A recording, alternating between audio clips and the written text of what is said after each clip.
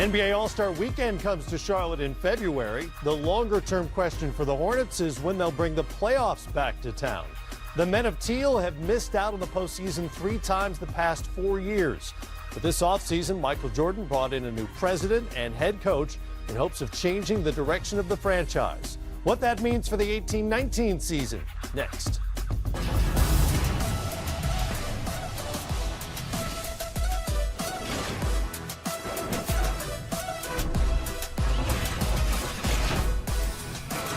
Welcome, everybody, to this 10 Points team preview on the Charlotte Hornets, which you'll need to know to be in the know as the season begins. Here with Drew Gooden and Greg Anthony, I'm Matt Weiner. Thanks for being there.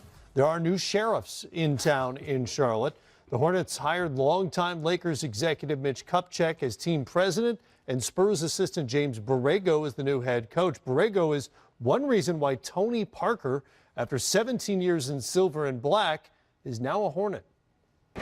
I think we have to start from scratch. We have to do a whole new culture here. MJ decided to change everything. All the strength coach, medical, everything changed. All the coaches. So it's funny because I have a little advantage with my teammates because I know the coach better than they do. So we just have to work on stuff. I know JB has a precise idea of what he wants to do and what he wants to accomplish. On the court. So my job is just try to help him out and try to bring credibility. We had a lot of success, with the Spurs, but you can't take everything and duplicate everything, So we'll take a little bit and all the ideas that JB wants to do to try to be successful in Charlotte. So weird seeing Tony Parker in teal. Get him a bigger jersey, too. That jersey looking a little too small. They can work on that. They can work on it. Custom fit. Borrego replaced Steve Clifford there. What can he and Kupchak do to set this franchise out on the right path now? Ooh, that's a good question. I think first and foremost, we got to find out, is Kemba Walker going to be a part of the solution, or is he viewed as part of the problem? Is he going to be a part of the long-term plans of the organization? I think that's a big ask. I mean, you did go bring Tony Parker in, and you gave him a decent contract. So Coach Borrego, obviously with that relationship with Tony, I would assume he's going to play some if healthy. And I do think that Kemba's proven to be their best player. He's by far. And they've made a lot of personnel decisions that have gone poorly over the last several years, vis-a-vis the draft in particular. And it set this franchise back. So moving forward now with Mitch Kupchak coming over from the Lakers, I'd be interested to see what they're going to prioritize first in terms of whether they want to try to move on from some of these draft picks, or are they going to try to develop some of these guys by bringing in a guy like Borrego and see what they can get out of him. Yeah, I think with the moves MJ has made, I think it's just a sign of changing the culture around there. So when you clean house, starting with the GM, coaches, as many players as you possibly can, and getting rid of Dwight Howard, I think it was a concern of what direction are we going in as a franchise. And with the relationship Michael Jordan has with Mitch Kupchak that goes all the way back to North Carolina, I think it was a safe gamble to hire him and come in and have him have that job of cleaning house and getting this organization on the right track.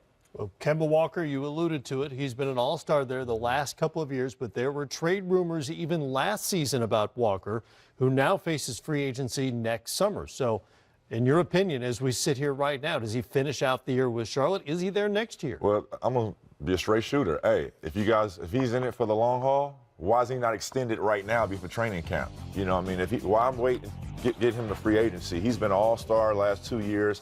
I think his work ethic is great. He's a leader. He's vocal. I had the opportunity to actually play against him a lot throughout, during the later year of my career. And I just saw, he's tough as nails. He's a guy that you can put a franchise on their back and lead the way. But with all the moves they made this offseason, he could be on the trade block. Yeah, it's going to be tough because I don't know that they necessarily want to trade him, but I think because they've made so many bad moves and signed some bad contracts. Cap situation is not great. It puts them in a bit of a pickle because I don't know that they have a lot of assets that are tradable. You got to hope that something happens positively this year with the development of Malik Monk. Does Frank Kaminsky, can he take another step? Will we ever see anything more out of Michael Kidd-Gilchrist? Cody Zeller. Cody healthier Zeller. this year, hopefully. Nicolas Batum, who they gave a boatload of money. Can he somehow live up to that contract? So I think when you look at the totality of all the things they've done, it's put them in a situation where they now may have to part ways with their best player, smack dab in the middle of his prime, in order to have a chance to not rebuild, to start a rebuild. Right. You know, to start to build, I should say, because right now, man, they have a lot of concerns. I don't look at this as being an overly talented roster, one that's going to be in a position to contend in that Eastern Conference in the near term. Well, believe it or not, Kemba Walker is their 6th highest paid player on that roster. Number 1 on that list is Batum, who is in the 3rd year of a 5-year, $120 million deal. And not to pick on him, he's a good player, but hasn't necessarily been that kind of a player for the Hornets. What do they need out of Batum if this is going to be a team that surprises folks and reaches the playoffs? I think what they need is a sense of urgency from Batum. I think once he got the big contract, it was almost like he went on cruise control. But then you kind of look at his body of work that he did in Portland. I mean, he was the same player. You know, he had good players around him, but he fit in. He was the right piece of the intangible piece, the X factor piece, that he didn't really have any pressure to score the ball. If he scored 20, it was a plus. If he scored 10, it was a plus. But now with that bag in Charlotte, in Charlotte, he has to come with it, and he ain't came with it yet. Well, the problem is, I think he is what he is. It's just you paid him to be something else. Right. You know, you paid him to be an all-star caliber player, and I don't know that that's the makeup of him from a talent standpoint. He's a really good player. He's a complimentary player. But you need to have 2 guys who are, in essence, stars or superstars for him to play with in order to really, I think, get the most out of what he brings to the table. You know, he's never averaged more than 14 points a game. It's not like he's going to be a big-time scorer. Right. You know, he's going to get you 3-4 rebounds. He's going to get 4 or 5 assists. He's going to play solid basketball. Right. But you're not going to win because of him. You can win with him, but you're not going to win because of him, and that's part of their problem. They don't have enough guys you win because of. They got one in Kemba Walker, and it's going to be interesting to see what direction they go in moving forward when you look at that roster. Well, Batum has always been sort of a Swiss Army knife kind of guy, even though he's French. But their second leading returning scorer at this point, with Dwight Howard no longer on the roster, is Jeremy Lamb, believe it or not, under 13 points a game. Scoring may not be Batum's primary skill, but will they need more scoring out of him this year? Yeah, with the roster makeup. And I think also they're hoping that they can get a big jump from Malik Monk. I do think that if that guy ends up panning out, I think now it changes everything for them, because they do need somebody to complement Kemba in that backcourt that can be dynamic, that can go out and get 30 in a game. We don't know if that is where the ceiling is for Malik Monk right now. But we also know when you look at their roster, for the most part, he's the only guy that I could even look at and think could get there. Everybody else is kind of established who they are and where they're going to be. Kaminsky can get a little bit better as well. But he's the one guy that is, to me, he's kind of like the X factor, because we don't know. Can he get to another level? Can he, get to a point where we're starting to look at him the way we look at Bradley Beal? We don't know that about him yet. And I think we're going to find out this season. And he was drafted for scoring. Yes. His scoring potential in the NBA. Yeah. I mean, I'm a fan of Malik Monk. I feel like he should not even slip to 10. I think he's right now in that J.R. Smith caliber type of player. Instant offense off the bench. You could start him. You could bring him off the bench, either or. I still think he's unproven to do it on a consistent basis. But I think he'll have the opportunity this year. Michael Jordan loves him a lot. Mitch Kupchak, it wasn't his draft, but he's willing to work with other draft picks. And I think the great problem that the Hornets have is basically their second unit is a starting unit. Willie Herron-Gomez, Frank Kaminsky, Michael Kidd-Gilchrist, Malik Monk, Tony Parker, that was a starter as a Hall of Famer, coming off the bench. So they have great problems, and they're deep, but we just don't know what we're going to get out of them. I'm hearing more questions than answers at this Yes. Yeah. All right, we've got a lot more questions as well to get to on the Hornets on the other side. We'll hear from Kemba on what's ahead this season.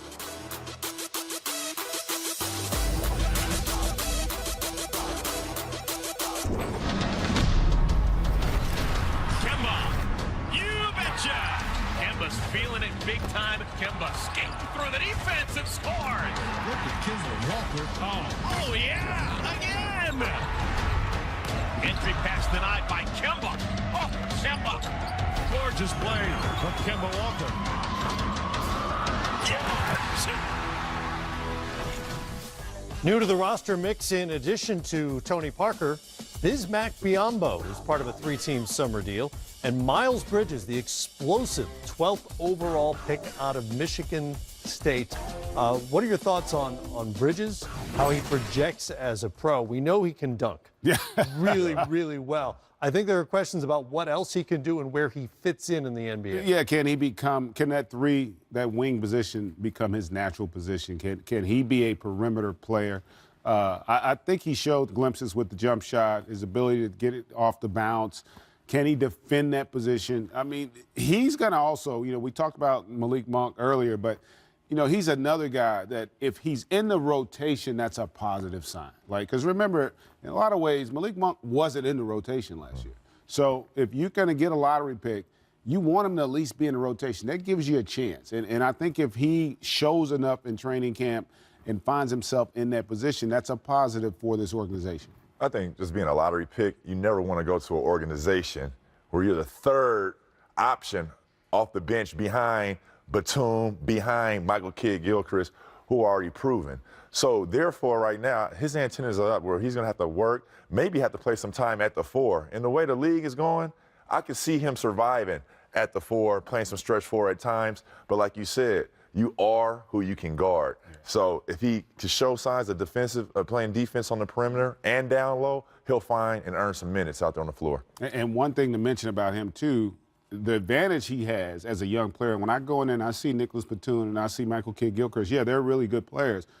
But they ain't now one of them ever got 20 a night in the game. Like, if I can go in and score that position consistently, I'm going to have a chance to get minutes. So he's thinking that way, or should be, as a young player who's, he's been a top-tier guy his entire life. And if he has that confidence, he's going to have a chance. Well, for the time being, the scoring begins with Kemba Walker. He recently spoke with Ro Parrish about the season ahead. You have a brand new teammate in Tony Parker, who spent years in San Antonio. How's the interaction been between you so far, and what are you looking forward to learning from him this season? The interaction has been A1, man. We get along really well. We actually talk a lot. As far as me learning from him, I mean, anything he has to offer. For the most part, I think I want to learn, just how he manages to be really efficient, with his in-between game, finishing at the basket and, his little runners and floaters and things of that nature. So I think I'm going to be picking his brain on that a lot. Now, you talked about the runners. Of course, those are legendary. He did that when he was in San Antonio, winning championships. James Borrego also comes over, who's the new head coach. What has he established so far as the team's new identity? I think for the most part, he established a very healthy, talkative culture. He wants us to interact more, communicate more, which is, of course, important in the game of basketball. You have to be, you have to communicate with your teammates, and I think that's something that he really established early, and I'm really excited about that. I think last year that's what we lacked. We didn't communicate enough. So this year, I think a lot of the focus is going to be on our communication and our camaraderie. So being a winner, you're going to have definite contributions. Now, Miles Bridges, that's your lottery pick. He comes in. He was impressive in Summer League. What have you seen from him so far that impresses you, and do you think he'll be able to contribute as a rookie? I think so. I'm a big fan. The thing that impresses me the most is his work ethic. Every time I come to the gym, he's here. He's getting his work, especially for a young guy. You know what I mean? And another thing is, when you tell him something, he immediately tries to do it, tries to add it to his game, and I think that's really impressive. You need young guys who wants to learn, who wants to stow things up, who wants to learn from older guys, and he's one of those young guys, and that's what's really impressive about him. So we see that LeBron has gone west. It appears to everybody that the Eastern Conference is wide open. What is it going to take for the Hornets to get back into that top 8 and make the playoffs? Yeah, we got to be consistent. We got to be consistent, man. Every night, you know, we have to know who we are. If we're losing, you know, we have to remain the same. If we're winning, we have to remain the same. And I think that's where TP comes in this year for us. You know, his leadership. You know, he's the vet. He's the oldest guy on that team, and he knows what it takes to win in this league. And you know, we're gonna be leaning on that man a lot. So, you know, I'm looking forward to learning from him and, you know, see what he has to offer to our team. So you have a new coach, a new general manager. Is there going to be a new contract on the horizon for Kemba Clutch? Is he going to be staying in the Queen City? What's going on? I hope so. I think so as well. So I don't know yet, but you know, gonna go through this season. I'm gonna play my butt off just like I do each and every night. And you know, whenever the time comes, you know, we're gonna get it right. That is the question, isn't it? Coming up, what the Hornets were up to this summer, including trick shots from Jay Triano. Nice. That's nice. That's Canada deep. That's what that is.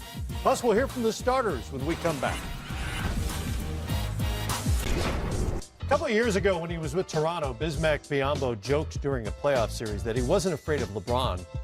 He's afraid of lions. Smart. This summer, he confronted that fear, at least from outside a fence during a visit to his native Africa. Back to the safer confines of our comfy studios and the starters. Trey and Tass of the starters here for the next point on the Charlotte Hornets. So a little true or false here, Trey. True or false? The Hornets should trade Kemba Walker this season. I think the easy answer is true. Kemba is 28 years old, heading into his 8th season. The Hornets have only been to the playoffs twice while he's been there. They haven't won a series yet, but I'm going false because it's not that simple. Trading Kemba doesn't instantly start a rebuild. Nick Batum's still on a big contract. Same with Bismack Biyombo.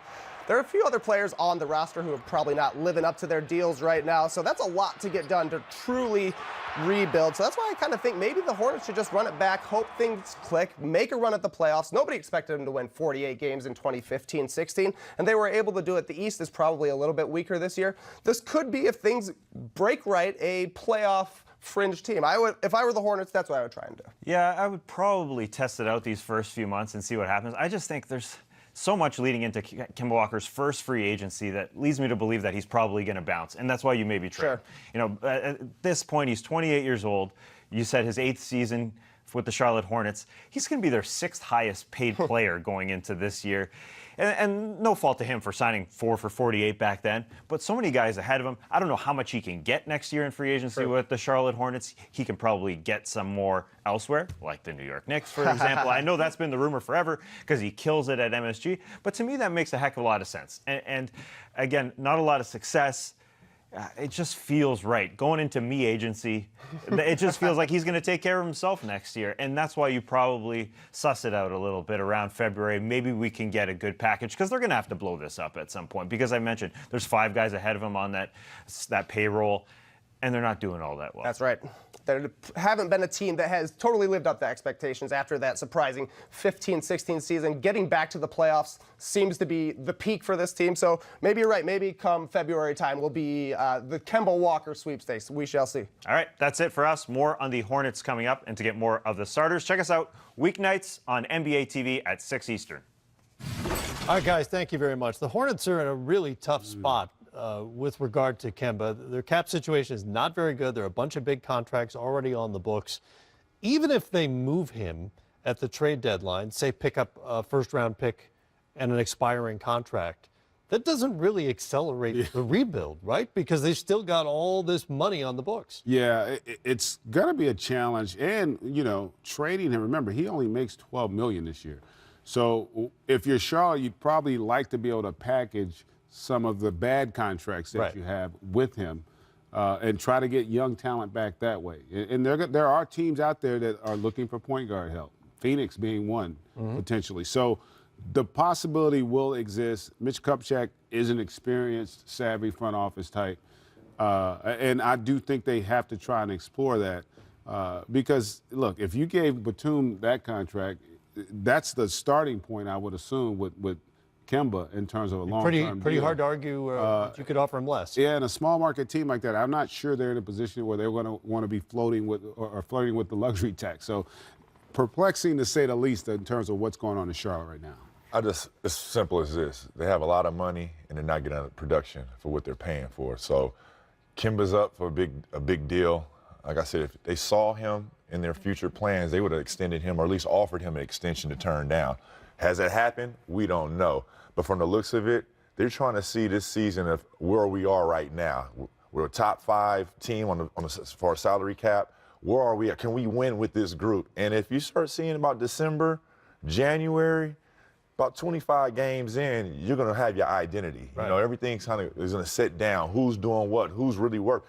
It might be a different conversation right now about Batum come December. He might be averaging 20, but we don't know that yet, and nor does Mitch Kupchak, the coaching staff, or the players. So I think going forward, you see what they do to about December, and then if it's not looking good, if you're in that 8th, 9th seed and you think you have potential to make a playoff run and stay in that contingency, I think it's you pull the trigger. And keep in mind, Kemba still has the leverage because if he doesn't want to sign with a team you want to trade him to, it's very unlikely that team's going to trade for him. He's unrestricted. So it's not as easy as say, okay, well, this didn't work, we're going to move him. No, he's going to have to sign off on where you trade him if you want to receive assets back. So it's going to be a challenge for a new coaching staff, new system, new front office this upcoming season. It is a puzzle to be solved in Charlotte. Kemba or no Kemba, what will the standings say about the Hornets at the end of the season? Drew and GA have their best guesses when we return.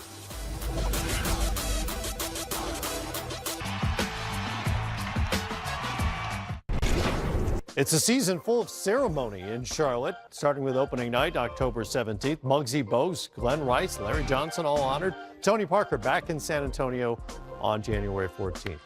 All right, more or fewer than 35.5 wins for the Charlotte Hornets this season? I'm going to say more. More. I'm going to say 30. More. All right, Drew? At that. I'm going to say more. I'm going Both to say saying more. more. East is wide open. East is wide open. Are you They saying got like playoff more? They have no, I'm not saying Well, playoff. I'm just 35 saying and a half That's ain't the next playoff. question. Yeah. I'm saying, well, but 50 could be more than 35.5. Come on, the Hornets. East is wide open. You might get to the playoffs with 35. We'll find out soon enough. Thanks for being there, everybody. We'll see you.